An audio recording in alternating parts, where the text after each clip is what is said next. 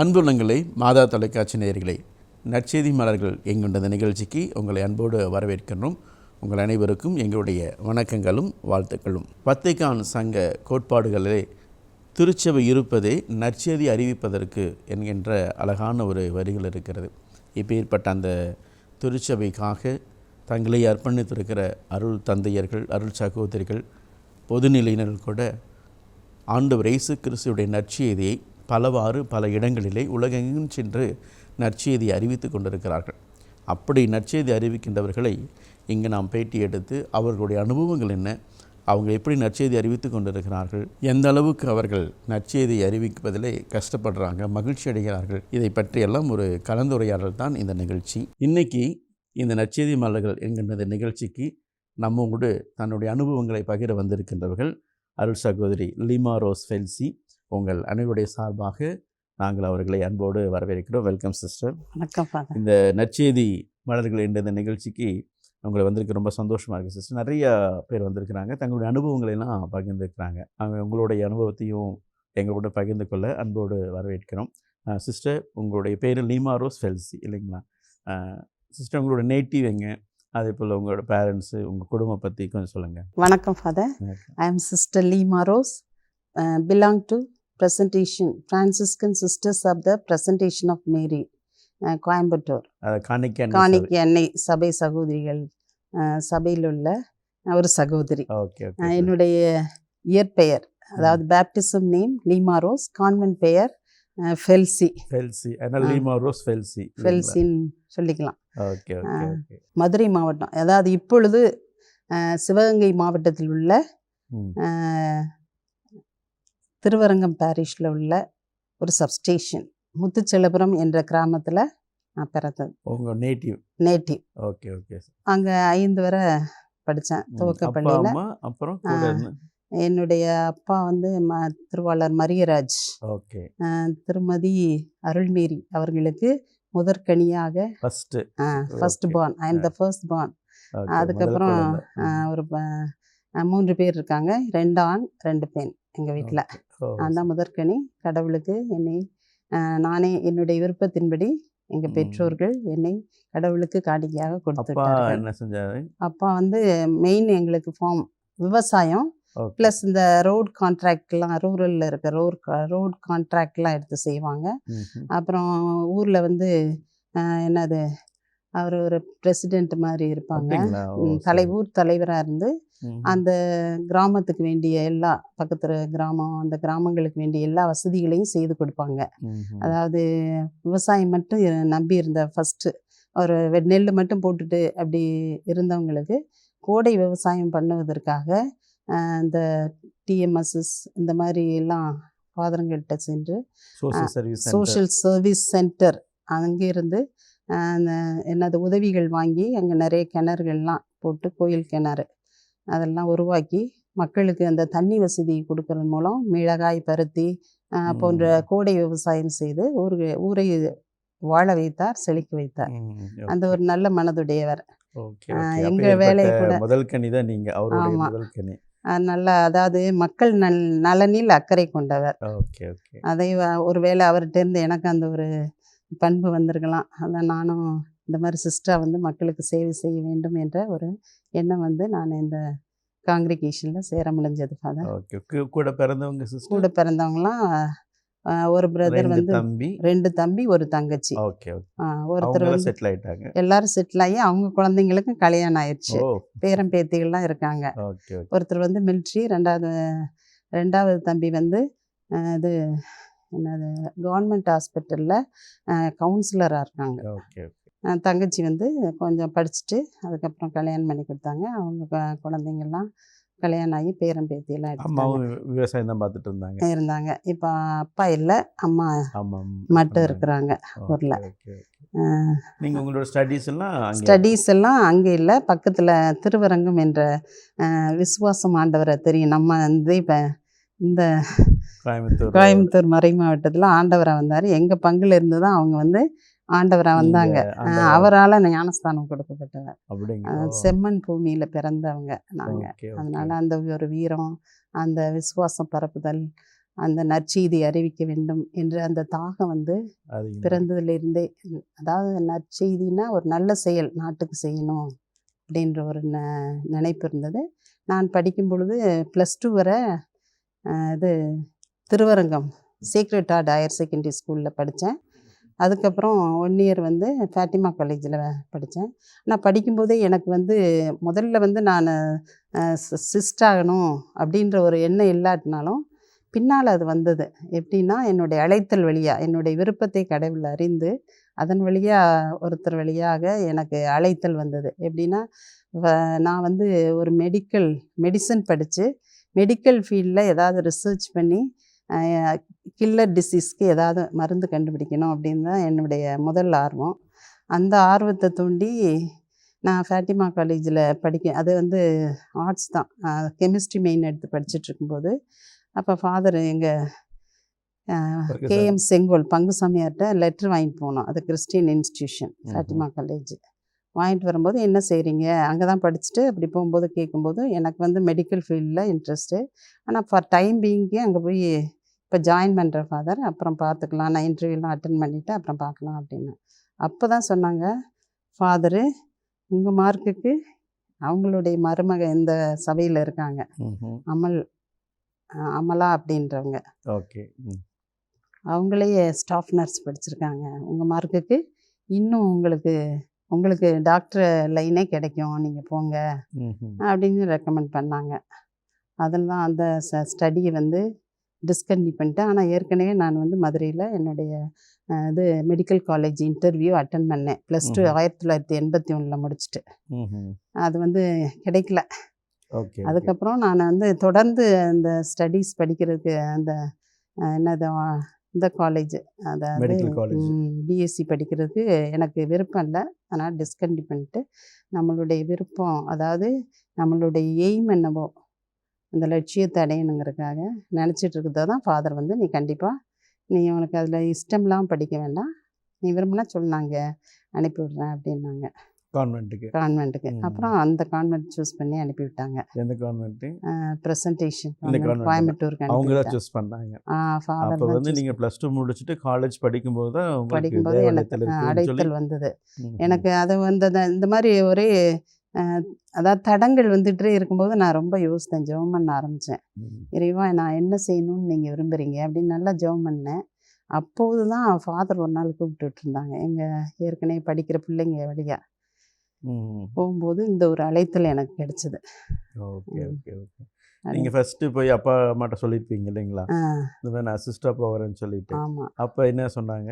இல்லைம்மா அந்த வருஷம் கிடைக்காட்டினாலும் அடுத்த வருஷம் பார்த்து படிச்சுக்கலாம், இன்னும் இது படிங்க. அப்போல்லாம் இந்த இப்போ நீட்டு அதெல்லாம் கோச்சிங்லாம் கிடையாது. நான் அதுவும் ஒரு டியூஷன் கூட போனதில்லை. ஸ்கூலில் என்ன சொல்லி கொடுக்குறாங்களோ அதுதான். அதுலேயே கொஞ்சம் 900 பக்கமாக மார்க் வாங்கியிருந்தான்.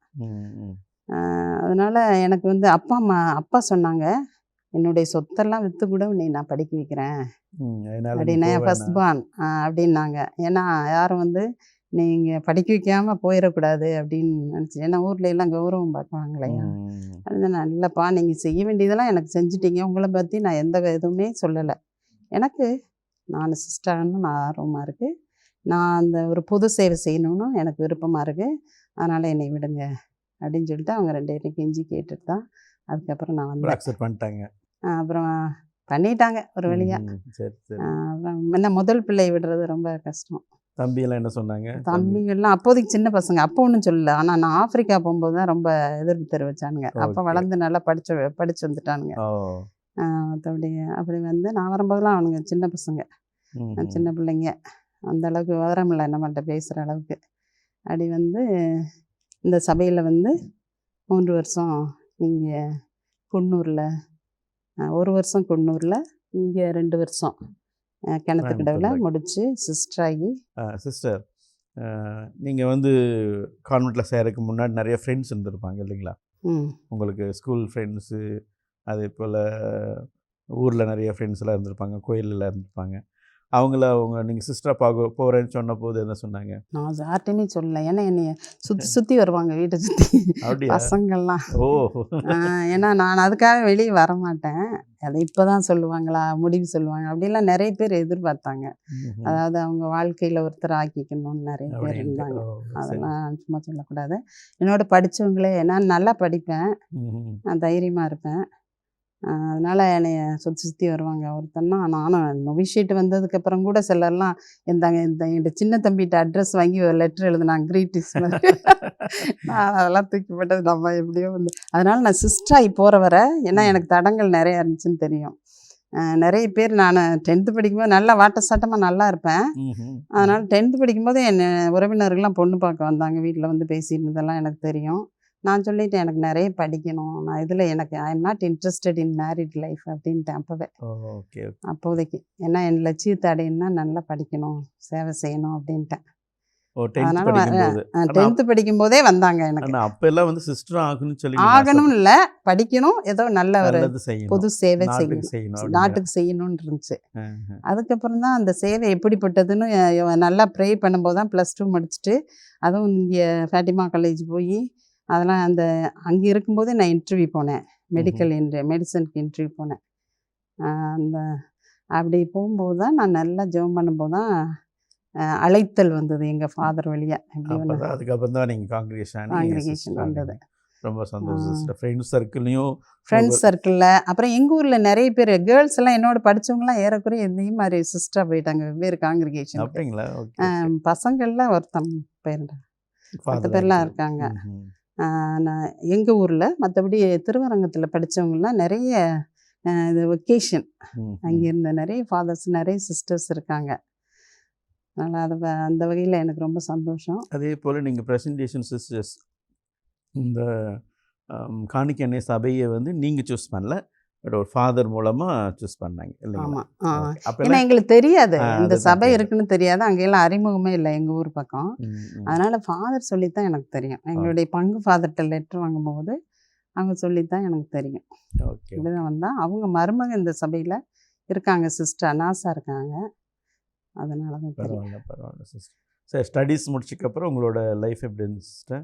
எங்கள் வீட்டில் ஸ்டடீஸ் முடிச்சுட்டு இங்கே ஸ்டடீஸ் இங்கே வந்த உடனே இந்த நொவிஷீட்லாம் இருக்கும்போது நம்மள்ட்ட பர்சனலாக பேச வரும்போது மதரு, நாவிஸ் மிஸ்டர்ஸ் இவங்கெல்லாம் கேட்பாங்க. நான் ஓப்பனாக சொல்லுவேன், இப்படி தான் இருந்தேன், இந்த இதுக்கு எனக்கு அழைத்தல் வந்து ஆண்டவர் வந்து இதை காட்டி தான் எனக்கு நான் உள்ளே வந்தேன் அப்படின்லாம் சொல்லுவேன்.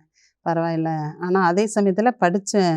நான் உள்ளே வந்து ஃபஸ்ட் இயரு சிஸ்டராகி மதுக்கரையில் இருக்கும்போது உடனே என்ன பண்ணாங்க, அப்போ வந்து எங்களுடைய மதர் ஜென்ரல் வந்து ராணி மதர் வெளிநாடு போயிட்டாங்க. அந்த நேரத்தில் பார்த்து நிறைய நமக்கு ஸ்கூல்ஸ் இருக்கு இல்லையா, ஸ்கூல்ஸில் நிறைய வேக்கண்ட் இருக்குது. அதனால் நிறைய மார்க் இந்த கட் ஆஃப் மேலே 400 மார்க் மேலே 10th வாங்கினவங்கெல்லாம் இது ட்ரைனிங் போகணும் அப்படின்னு சொல்லிட்டு, ஏன்னா சீக்கிரமாக 1 இயர் கோர்ஸ் 2 இயர் கோர்ஸில் முடித்து போகணும் அப்படின்னு சொல்லிட்டு எல்லாரும் அந்த மாதிரி மார்க் வாங்கலாம் அனுப்பும்போது அதில் நானும் ஒரு ஆள் ஆகிட்டேன். அதுக்கப்புறம் வந்து எனக்கு ஆனால் 1 இயர் 1 இயர் நான் காலேஜ் படித்ததுனால எனக்கு அந்த படிப்பில் சேர்ந்து 1 இயர் வரை எனக்கு சேங்ஷன் ஆகலை. அப்புறம் போய் வியானி மதர் கரூரில் தான் படிக்கும்போது வியானி மதர் போய் மெட்ராஸில் எனக்கு தனி ஸ்பெஷலாக பெர்மிஷன் வாங்கிட்டு வந்து அந்த இதை கோர்ஸை நான் முடித்தேன். அப்போ ராணி மதர் அங்கேருந்து வந்தப்போ ஒரு நாள் என்னை பார்த்துட்டு, நீமா படிக்கிற, நீ உன்னைத்தான் நான் மெடிக்கலுக்கு அனுப்புகிறேன் என்னென்ன அப்படின்னாங்க. அப்புறம் நான் ஒன்றும் சொல்லலை. அப்புறம் நானே என்னை பழகிட்டேன். அதாவது 3 வருஷம் நம்ம எடுத்த ட்ரைனிங், ரிலீஜியஸ் ட்ரைனிங் வந்து எதையும் கடவுளுக்கு என்ன தேவையோ, சபைக்கு என்ன தேவையோ அதை ஏற்றுக்கணுன்ற மனப்பக்குவம் அப்போ வந்துருச்சு. அதை கடவுள் ஒன்று நினைக்க நீங்கள் நாம் ஒன்று நினைக்க மெடிசன் பண்ணணும்னு நினச்சிங்க.